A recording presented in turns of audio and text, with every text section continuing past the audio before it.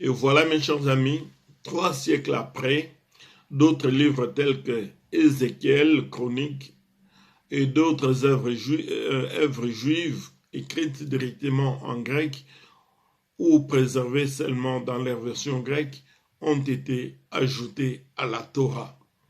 Vous comprenez, vous, lecteurs de la Bible, vous, en tant qu'étudiants de l'école biblique, vous comprenez qu'il y a un grand travail qui a été fait.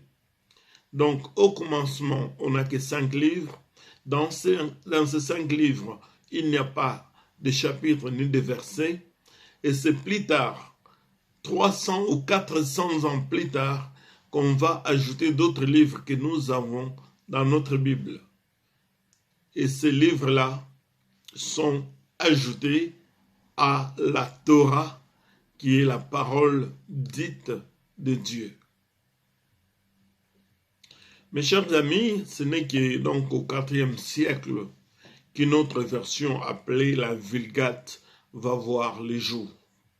Comprenez que la Torah est traduite en grec, mais il faut aujourd'hui essayer d'atteindre d'autres personnes.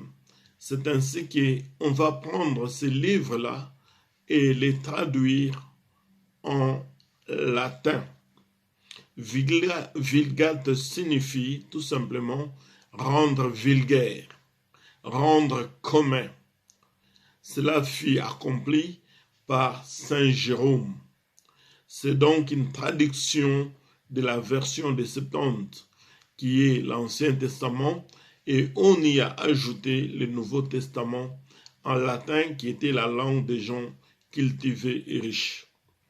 Donc, cette version des Septante, qui avait été en grec, va être traduite en latin, et à cette époque-là, latin n'est parlé que par des gens cultivés et des gens très riches. Et d'ailleurs, même les universités, les cours se donnaient en latin et coûtaient très cher. Donc cela n'était pas favorable aux personnes de revenus modestes. Cela fait au IVe siècle. Il faut attendre plus de 10 siècles. Et ce n'est qu'au XIVe siècle que la première traduction en anglais est faite par John Wycliffe. Comprenez que quand on fait ces traductions ou qu'on écrit ces livres, il n'y a pas de machine à écrire. On les traduit à la main.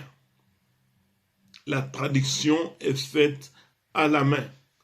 De comprendre cette signification de ce que nous appelons manuscrit.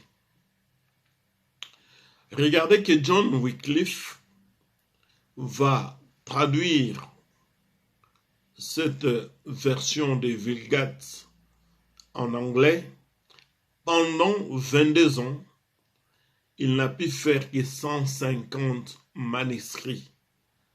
Pendant 22 ans, il n'a fait que 150 exemplaires parce qu'il pouvait faire un exemplaire pendant 10 mois pour traduire à la main. Mes chers amis, vous voyez que des gens ont payé le prix pour que vous puissiez avoir cette parole que vous avez là à main.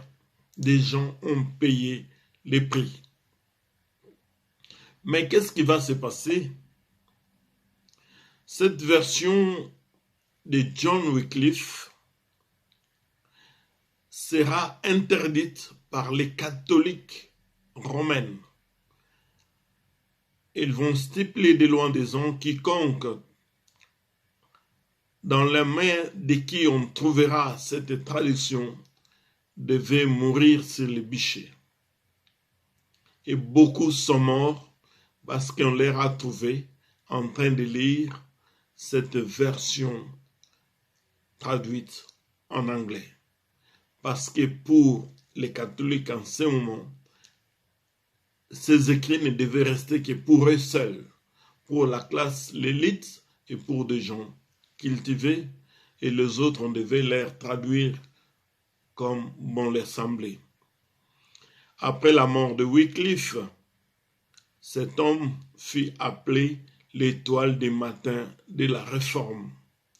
On l'a appelé étoile des matins de la Réforme car sa principale motivation était « Les saintes écritures sont la propriété du peuple et nul ne devrait avoir le droit de les lui arracher. » John Wycliffe a fait ce qu'il pouvait faire pour que cette Bible, nous ne parlons pas encore de Bible, nous en parlerons dans les jours à venir, mais il a fait tout ce qu'il pouvait pour que la parole soit accessible à toutes les couches sociales.